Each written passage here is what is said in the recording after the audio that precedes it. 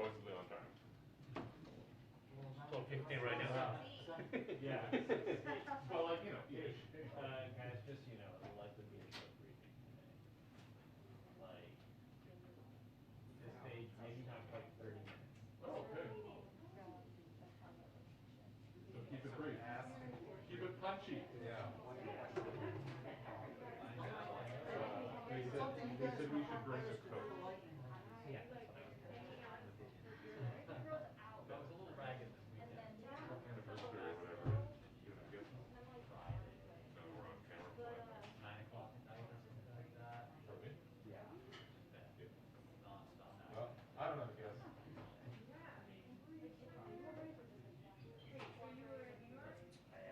Yeah, that was New York for fun. I was like sitting at a restaurant on Sunday afternoon. How you doing otherwise? You know. Delightful. Tuesday. Gone on trip. So I had a day and a half. Overnight Tuesday. And we had like a half an hour to freshen up. How are you? Entire day worth of events. On Tuesday. Overnight. Not that like 5:30 on Wednesday. Like, I didn't spend the night or day. And then overnight in Geneva, Thailand, Friday morning. And I flew yesterday. So yeah, I've earned my pay. I mean, it's interesting. It's a fascinating trip. Be on the ground. It's a lot of it doesn't seem like a city in panic, but you just get the sense of like, no, it is not like, you know, people 40 to other neighborhoods running through the hills. It's kind of a sense of tourists there. 2-minute warning to briefing. 2-minute warning to briefing. Pardon me? The information's good. Yeah, no. We're just flying here. It would be good if I could actually log on to my computer.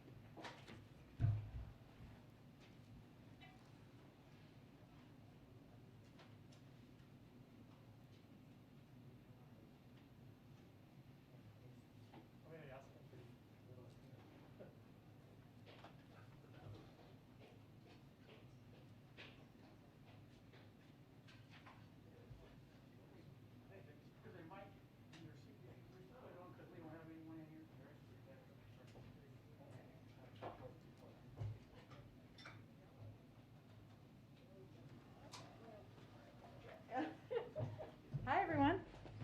Hi. Okay. I just have one item. Welcome, MJ. I know you've been here before, but first time since I've been here. Okay. One item for all of you at the top. Last night, President Biden spoke by phone with New York City Mayor Eric Adams to express his deepest condolences over the tragic shootings last Friday of 2 New York Police Department officers, including one fatally. President Biden reiterated his admiration for the brave men and women of law enforcement who risk their lives on a daily basis to protect our communities, including the deputy killed in Houston and the officer wounded in Washington, D.C. And he expressed his firm support for Mayor Adams' efforts to combat gun violence and violent crime. During the call, the president also reiterated his commitment to serve as a strong federal partner for New York City and other communities grappling with the increasing gun crime we've seen over the past 2 years. He discussed the steps his administration has taken to combat gun violence, including by providing cities and states with historic levels of funding through the rescue plan to invest in fighting crime by putting more cops on the beat and supporting community anti-violence programs, as well as through stepped up federal law enforcement efforts such as gun trafficking strike forces the Department of Justice has established in New York City and other major cities around the country. Since their announcement last summer, those strike forces have already opened over 350 investigations nationally and have taken over 2,000 guns off of the streets.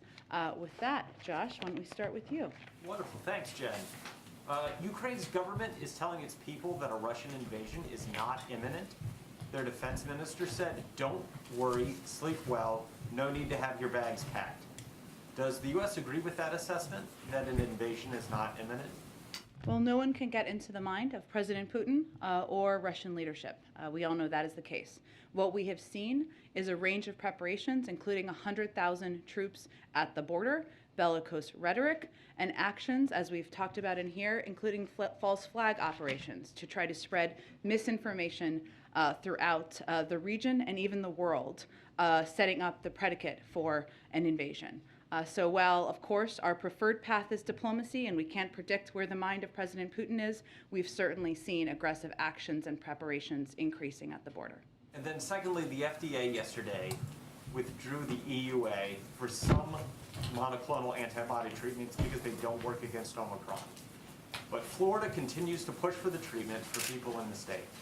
What's your response to Governor DeSantis, and what's your message to the people of Florida? Well, let's just take a step back here just to realize how crazy this is a little bit. We've approached COVID treatments like filling a medicine cabinet. We're not relying on one type, one brand, or treatment. We invested in and continue to buy a variety across monoclonal antibodies, pre-exposure prevention therapies, and oral antivirals. We have provided 71,000 doses of antivirals to Florida, including 34,000 additional treatments that do work against Omicron. Just this last week, of a range of those treatments, I should say, to be clear. What the FDA is making clear is that these treatments, the ones that they are fighting over, that the governor is fighting over, do not work against Omicron, and they have side effects. That is what the scientists are saying. We have sent them 71,000 doses of treatments that are effective against Omicron and are effective also against Delta. And they are still advocating for treatments that don't work. We've seen, unfortunately, from the beginning in our pandemic response, a range of steps or pushes that have been made through social media platforms, unfortunately from the mouths of elected officials, and the advocating for things that don't work, even when we know things do work. Injecting disinfectant, promoting other pseudoscience, sowing doubt on the effectiveness of vaccines and boosters, and now promoting treatments that don't work. We know it works, vaccines and boosters. We have a range of doses of things that do work in treatments, and we're providing those to Florida. Go ahead. Jen, the president said last night that there is total unanimity with all of the European leaders on Russia. How can he say that when Germany, for example, has been so outspoken against even providing arms to Ukraine? Well, I think what the president's speaking to is united agreement among our NATO partners, including Germany, about the fact that there will be severe consequences, severe economic consequences should they invade. As our National Security Advisor and our Secretary of State have said, that doesn't happen, that unity doesn't happen on its own. It's required a lot of work. It also means that actions may not be identical, but we will be unified and they will be strong and severe. I'll also note that the Germans, and we expect the Chancellor to come here in February, and hopefully we'll have more specifics on that soon, has also been vocal about this and about the severity of a response that would take place should Russia invade. And how is the U.S. Currently assessing the risk of a Russian cyber attack on the U.S. homeland, and what is it doing to prepare for it? I don't have any intelligence that I'm going to read out from here, as I don't think you would certainly expect. Obviously, we're focused right now on Russia's intentions as it relates to military invasion on the ground and other steps they've taken, pushing propaganda, false flag operations that we've spoken about quite vocally from here, Broadly, we are always preparing for any action that related to cyber or any other activity that any country could take, but I don't have a prediction about that at this point in time, nor is that something that our national security team has assessed that I'm aware of. And do you think we can expect that the president will speak with President Putin anytime soon again? He's always been open to engaging at a leader-to-leader level. He knows how effective that is. He's obviously spoken with President Putin directly and candidly a number of times, including in person. I don't have anything to predict at this point in time, where he's meeting with his national security team on a daily basis, getting updates, and if that assessment is made or recommendation is made, we'll let you all know. Go ahead. As it relates to the 8,500 American troops who have been put in a heightened state of readiness in preparation to go there, has the president or has the White House heard from our allies, NATO allies, about the expectation or desire for any unilateral American troops to go to that region? Well, the announcement was made, as you know, Peter, to be a part of a NATO force, right? And so all of these consultations that are been happening over the last several days with our European partners and NATO partners has been about that. 8,500 service members, troops who are at the ready. And the decision about whether they would be deployed would be made in coordination with our NATO partners and allies, including any additional discussions or requests outside of that. I would point you to the Pentagon. I don't have anything to assess for you. There's no, to the best of your knowledge right now, that's the president's intention to work exclusively via NATO, to not send any troops unilaterally in any form. Well, again, we're working through NATO to plus up support in our eastern flank countries. That is what NATO is there for, and we're committed to the sanctity of that alliance. Just to be clear, there is no intention or interest or desire by the president to send troops to Ukraine. NATO is a forum to support our eastern flank partners and countries, and that's what the focus has been on. And given the changed state of readiness for that 8,500 troops that could go as part of this response force in conjunction with NATO, when should we expect to hear from the President of the United States about the situation as it relates to Russia, Ukraine, in the form of some public remarks to Americans about whatever sacrifices that might take in terms of the U.S. men and women going there and the like, and anything beyond that? Well, I don't have anything to predict in terms of a public speech. Obviously, he gave a 2-hour press conference just a few days ago where he answered a number of questions on Russia and Ukraine, and will continue to do that. But right now, a lot of our focus, and his focus, is on diplomacy, is on engaging with leaders, is on having conversations with members of his national security team. And then lastly, very quickly, the French president obviously has expressed a desire for the EU to be working sort of as the leader on this, as opposed to NATO leading the charge as the relationship goes to Russia and the negotiations go. Would the U.S. be comfortable with the EU leading those direct conversations as opposed to NATO being the lead? Well, there are a range of formats and forums that have been ongoing, right? Including conversations through NATO, including conversations through the OSCE. I know that there are conversations that are happening through the Normandy format that are happening today in Paris, and we certainly support international efforts that take place in a range of forums. Obviously, NATO is a forum that we work with and coordinate with our partners as it relates to military support and how we're going to provide assurances to Eastern flank countries, so that's certainly the appropriate forum for that. But again, there's a range of forums to discuss de-escalation, negotiation, including the Normandy format that's taking place today. Go ahead. Thank you, Jen. A question about immigration. Sure. Why is it that large numbers of single adult men are being released into the United States just hours after being apprehended at the southern border? Well, I'm not sure the specifics of what you're referring to, Peter. What I can tell you in terms of what our policy is and how we're approaching the border is that we continue to be under Title 42.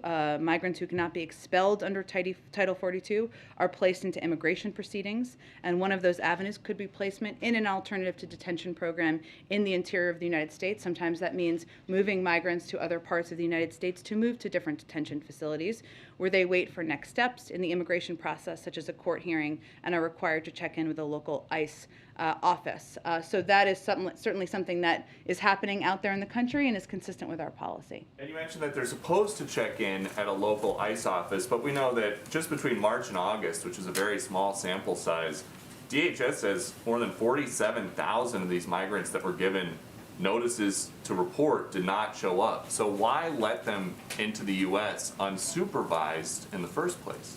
Well, again, we have a stringent protocols and processes that we implement here. That includes expelling individuals who come in under Title 42, given we are still in a global pandemic, and includes those who do not show up will be subject to the repercussions of that. So that is the policy we're implementing from our Homeland Security Department. Okay, on Ukraine, President Biden met with Putin in person in June in Geneva, and afterwards he came out and he said that the two of them arrived at a conclusion. He said, it's clearly not in anybody's interest, your countries or mine, for us to be in a situation where we're in a new Cold War, and I truly believe he thinks that, he understands that.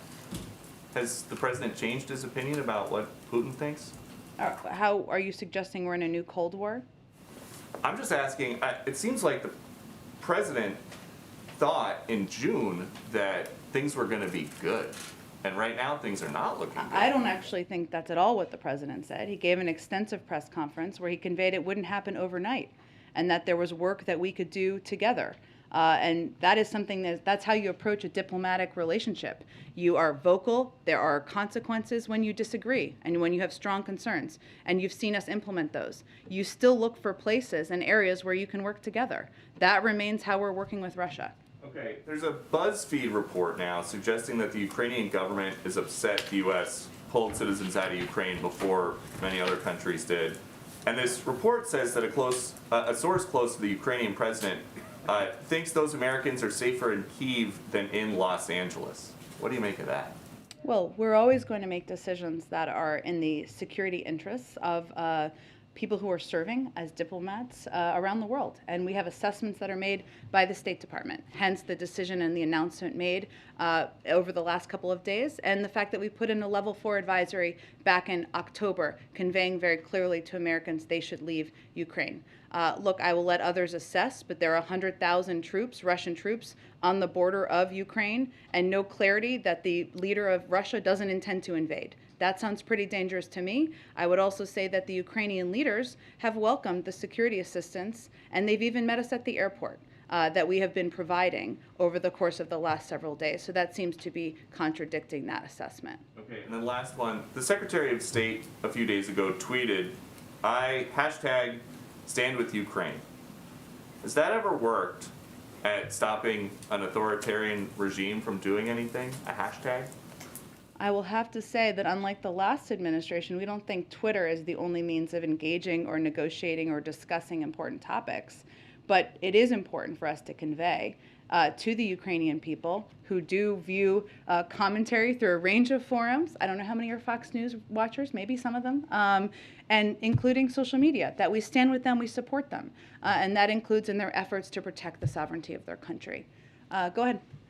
You mentioned the visit by the German chancellor. Do Yeah. you have a date on that? Or is this Not still yet. on time? Hopefully we'll have one soon. Okay. Can I then pivot back to Russia? The U.S. is in talks with other countries to deal with potential shortages in gas supply.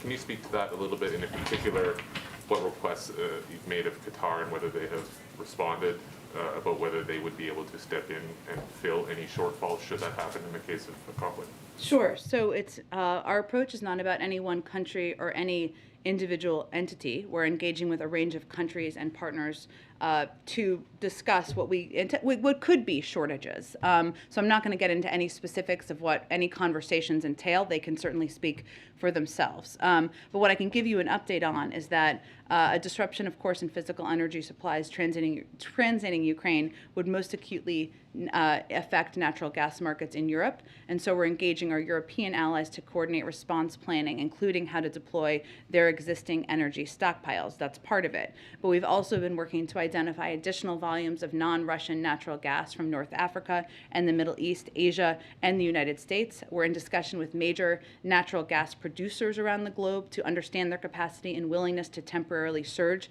natural gas output and to allocate these volumes to European buyers. And we're also engaging with major buyers and suppliers of LNG to ensure flexibility in existing contracts and storage is managed and enables diversion to Europe. So we are, of course, preparing, as we are in a lot of other areas, areas, a range of contingencies.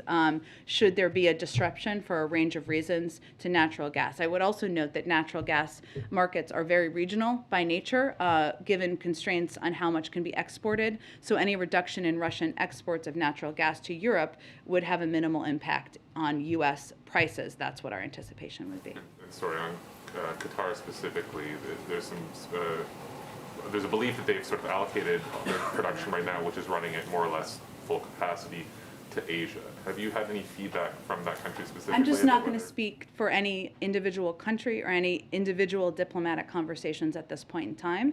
That's why I said that it's not based on our approach here, and strategy is not based on one individual country or entity. It's a broad approach that includes engagement with Europeans as well as suppliers in North Africa, Middle East, Asia, and in the U.S. Broadly, can you say, last week was when the administration began to sort of ratchet up warnings that an invasion could be imminent, could happen at any time.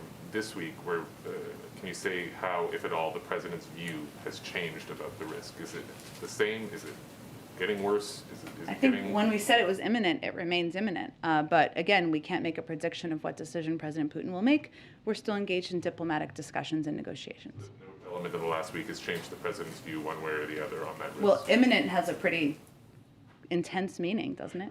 I agree. Okay. And it's still the belief that it's imminent. Correct. Right, Yes. Thank you. Yes. Go ahead, Jeff. Jen, the Kremlin is using the U.S. announcement of putting 8,500 troops on alert to say that it's the U.S. that is fueling this conflict. The White House's reaction to that? Well, I would say that our commitment to our NATO partners and allies is ironclad. If you go back to 9/11, the first time that Article 5 was invoked, it was in defense of the United States. And we take our commitment to our Eastern Flank partners, NATO allies, very seriously.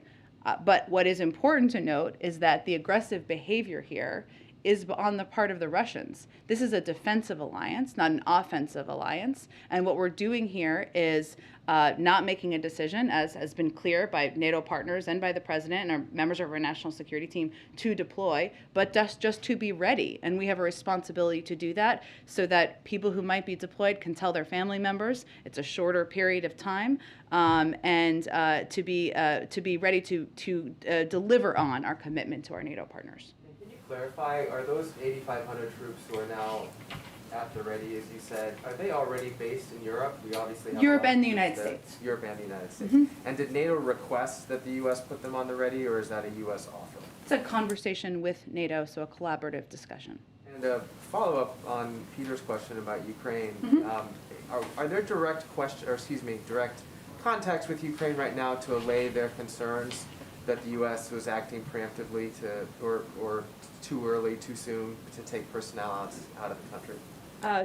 We are in constant contact with the Ukrainians to reiterate our support, to convey updates on shipments of supplies, military equipment, something that's been happening over the last several days. Our National Security Advisor, Jake Sullivan, has spoken with his counterpart at least 8 times over the past few weeks, and U.S. officials at the State Department, Defense Department, across our government continue to work in close coordination on a daily basis with Ukrainian officials. Secretary Blinken, as you know, was in Ukraine last week, and he called his Ukrainian counterpart to read out his meeting with Russian Foreign Minister Lavrov. So we have been in constant and close contact with Ukrainians leaders at a range of levels, as well as with our European partners. Just lastly, Senator McConnell gave you some unusual praise, the White House, today about its preparations for Ukraine, saying that it looked like the White House was prepared to act before an incursion and not after. Do you know what steps he was referring to there? Is that just the troop deployment? And B, were you pleased to hear some positive words from Senator McConnell? Well, yes, of course we were. I mean, look, I think abiding by our Article 5 commitments, standing up for the territorial sovereignty of Ukraine, making clear that one country should not be able to invade and take over territory from another country. That's not just a Democratic belief or a Republican belief. That's central to who we are as a country and who leaders like Leader McConnell or Senator McConnell, like President Biden, that's what their belief has been for many decades. So we certainly welcome that. I would note there was a bipartisan delegation. We have done a lot of briefings from leaders in the administration with Hill leaders. Those will continue as well. And what was the second part? Oh, what was he was referring to? Yes. I certainly would point you to him. I would say that we obviously have taken a number of steps in recent weeks, including very close coordination, more than 100 engagements with European partners, staying in close contact with the Ukrainians, obviously taking steps, including sanctions last week, making clear that we are going to have troops at the ready to support NATO efforts. So I would point you to him, but we have been taking and even noting false flag operations and kind of calling out propaganda, but I would point you to him or his team on any specifics he was referring to. Go ahead. Republican lawmakers in Florida are advancing a bill that would bar the state from doing business with companies that transport undocumented migrants into the state. Does the White House have a response to this legislation? I am not familiar with the specifics of the legislation. I can check with our team and see. Go ahead. I'll start with a question on behalf of a reporter who can't be in the room today. His name is Pablo Manriquez. The outlet is called Futuro Media, and he asks, what unilateral authority is the president willing to exercise for immigrant relief that has not been tried yet? For immigration reform or relief or, well, I would say we're going to have to keep trying some of the measures that we have been working on to date. You know, the president put forward, proposed an immigration bill, a comprehensive immigration bill on his first day in office. We've obviously continued to work with leaders in the Senate to try to push that forward, including trying to work to have components included in the president's Build Back Better agenda. We're going to continue to work to not only instill and implement safer security measures, but also more humane measures with how people are treated, how children are treated. And we're also going to continue to work and redouble our efforts to address root causes. So we're going to continue to approach this from many fronts. Pablo also asks, is the president willing to reallocate unused green cards and apply them to immigrants waiting in decades-long green card backlogs? Well, we have reform to the system. Green card system is certainly something we've talked about as a part of immigration reform. I can check and see if there's anything we can do unilaterally on that front. Back on Ukraine and Russia. Yeah. Can you give us a status report on the written response to Moscow? When can we expect it, and will it be made public? Sure. I don't have an exact timing update. Of course, that would be led by our Secretary of State and our diplomatic team who have been closely engaging in these efforts. In terms of whether or not it would be public, I would note that typically it's not. Typically, paper that is part of negotiations or discussions, if you look at the Iran nuclear deal or you look at any treaty, not that this is a treaty, but just as a point of comparison, negotiations or discussions is typically not made public. It's a part of the diplomatic process and has been used by our diplomats for many decades. Is the president involved in the crafting of the response? The president certainly engages, is briefed by, and approves every component of our response and our efforts in this process. One more for me. One of the criticisms that some fellow Democrats have been voicing in the press recently is that the president has surrounded himself with a corps of loyal aides who've been with him for many years, and increasingly these Democrats are publicly saying that these aides have left the president ill-served. Are you aware of a response from the president to those criticisms? In terms of what? Well, there was the Democratic senator quoted today in the newspaper that said that sometimes the boxcars are empty. You know that Senator Manchin has publicly voiced. I didn't really even understand that quote, just to be honest. But here's what I would say, and I think I know what you're getting at, Steve. So let me try to answer your question. I am new to President Biden's orbit. I've only been working for him since I joined the administration during the transition, and then joined in this role here that I'm still in today. What I have found is that I see him on a daily basis, sometimes multiple times a day. He asks me consistently what I think, and by the people who have been surrounding him for some time, whether that's Ron Klain or Steve Ricchetti or others, they've certainly encouraged and supported that relationship and engagement. What I've seen the president do and I know this isn't what everybody has visibility into, so I guess that's why I'm sharing this level of detail, is if you're in a meeting with him and you're having a conversation, if you don't know the answer, he wants more information, he picks up the phone and he calls the person he thinks does. Sometimes that's Ron Klain, sometimes that's Susan Rice, sometimes it's Brian Deese, sometimes it's Louisa Terrell. That's how the president operates, and that effort to really empower team members and have that direct relationship with the president is something that that's been my experience to date. Go ahead. Thanks, Jen. Just back to your comment about White House outreach on the Hill. Yeah.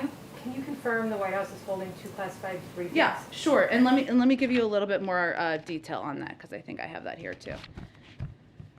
So these briefings are led, of course, by the State Department and Defense Departments, but today we are providing 2 additional classified bipartisan briefings for House and Senate leadership and committee staff. They'll be providing updates on recent developments with Ukraine and Russia and the state of play. We're also working on all members briefings for the House and the Senate in the coming days. In the last week alone, Secretary Blinken and Deputy Secretary Sherman have spoken to nearly 20 members with additional engagements planned this week.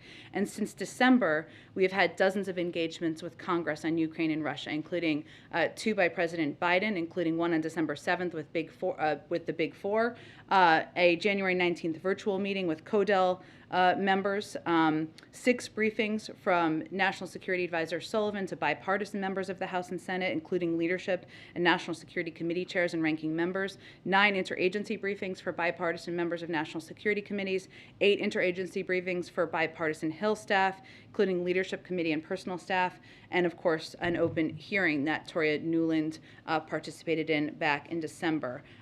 So this is an ongoing process, and we will continue to provide regular briefings, some classified, some not, moving forward. Okay, great. And can I Oh, go ahead. Is there any updates on the federal website for testing that you can give us on how many tests went out or how many were requested? Sure, I certainly understand the question. There has been a great deal of interest. I don't have an exact number. I know that's something we will be putting out. Let me check on the status of that. I know I've got to wrap this up, so let me just quickly try to get to as many as I can. I also wanted to ask about the testing. Do you know at this point how many of the tests that you've already ordered have come in yet? I don't mean going out to the American people, but are in your stockpile. And also when you'll be signing contracts for the other... For the additional $500 million? Yes. Let me check on both of those questions for you. And also I wanted to ask you about yesterday when you were talking about the competition executive order. You were saying about how the White House has met 100% of the deadlines in that order. I know a lot of those deadlines are for writing plans to do things in different agencies. Sure. Can you talk about what tangible results Americans will see in the next 6 months to a year out of all those different plans? You've met those deadlines, but now people will start to see the effect of them. Sure. I mean, the president talked about this a little bit yesterday, but part of that, and I don't have an exact timeline on it because they all have different implementation efforts, but some tangible things are being able to buy hearing aids over the counter, being able to take some of your products and get them repaired anywhere you want without worrying about that being a challenge. Making sure we're taking steps to address lack of competition that is out there in a range of industries where prices are going up. So every agency is writing different plans, and I'm sure they can detail and outline in more specifics. But I also, Bharat from our NAC team has been one of the people leading this effort, and maybe I'll see if he can come and give you guys all a more comprehensive briefing. Okay, Todd, last one, and then you guys I think got together. Two quick questions. Some members of Congress have been promoting this theory that the FBI had at least one provocateur in the January 6th mob. Can the White House say unequivocally that there were no federal agents who provoked illegal attacks? Well, FBI Director Wray has already said that the FBI had no evidence of this baseless conspiracy, and he would certainly know. And over the last week, we've seen a number of House Republicans announcing billions of dollars worth of infrastructure projects in their districts. These are Republicans who voted against that bill. What does the White House have to say about that?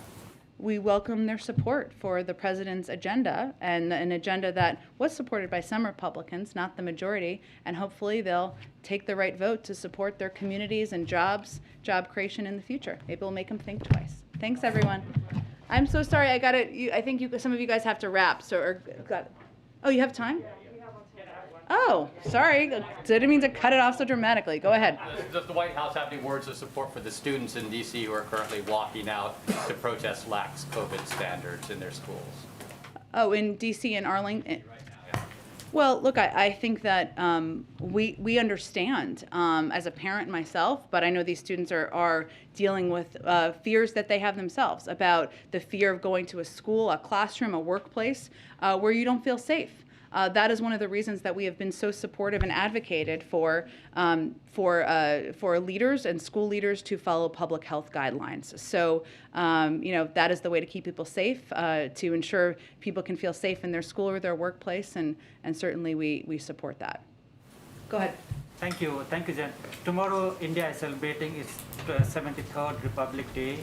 As the leader of world's oldest democracy, what is President Biden's message to the people of world's largest democracy?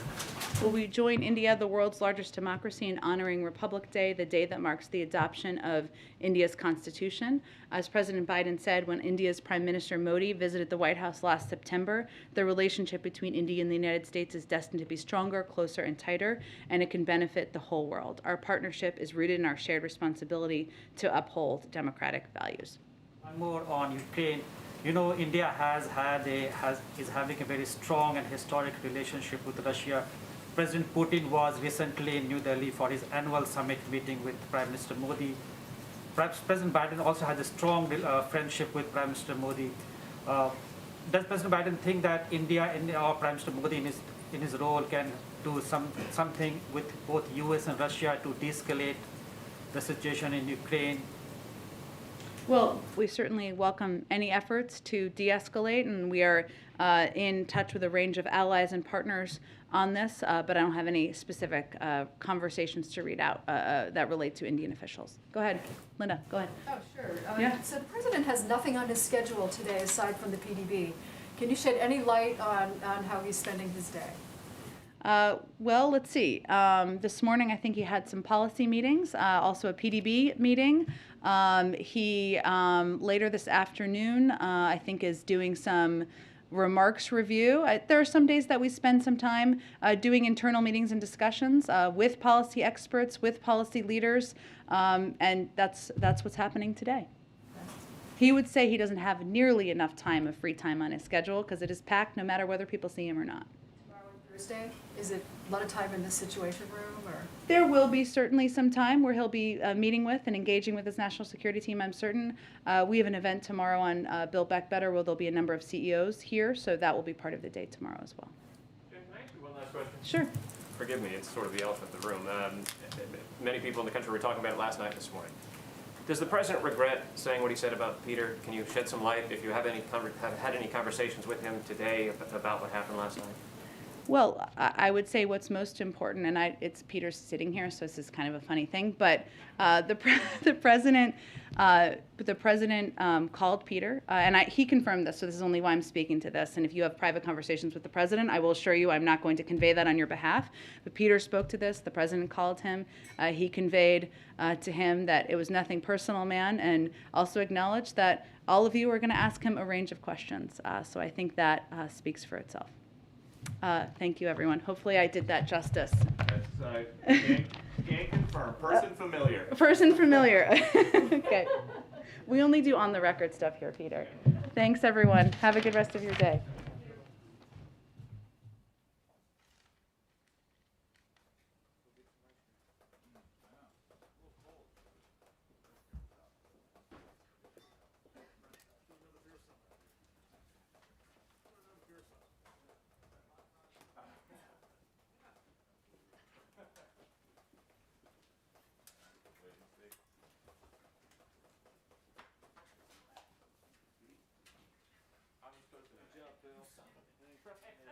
You know, I do that. A lot of Richard Nixon. So Peter Rader